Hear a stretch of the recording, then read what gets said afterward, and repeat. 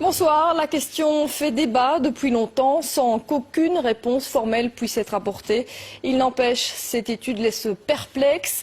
Des chercheurs de l'ULB ont exposé des fourmis à des ondes GSM. Très vite, les animaux sont non seulement désorientés, mais ils perdent de 50% de leur capacité, un résultat qui donne à réfléchir. Jimmy Méo et Kinerkan. L'expérience peut être réalisée très rapidement.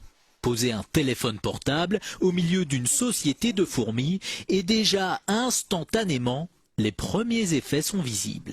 Vous voyez que celle-ci n'a plus sa locomotion normale. C'est plus faire aller ses pattes, c'est parce qu'elle a été trop longtemps près des ondes. Ça, c'est une ataxie musculaire. Le premier système touché est le système nerveux. Mais le système nerveux dirige tout.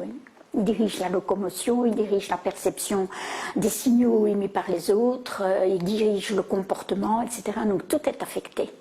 Les capacités d'apprentissage des fourmis exposées aux générateurs d'ondes sont affectées de 50% par rapport à la normale. Et même avec une période de récupération, elles ne retrouvent que 60% de leur capacité de mémorisation. J'ai éteint le générateur, elles ont récupéré un peu et ont pu apprendre, mais n'ont plus jamais réatteint leur niveau initial. Il en est de même pour cette fourmi exposée aux ondes du GSM. Si on arrête tôt l'expérience, elle va récupérer. Si on continue, elle va mourir. Les dangers pour l'homme sont aussi à prendre au sérieux. Par exemple, l'oreille à laquelle on colle notre téléphone est très sensible. Imaginez les structures que nous avons dans l'oreille. Nous avons des cellules ciliées dans l'oreille. Déjà dans l'oreille moyenne, la trompe d'Eustache, mais après, pour l'équilibre, pour le son, ce sont des cellules terriblement fragiles. Les conseils, éloignez votre appareil, pas d'utilisation pendant trop longtemps.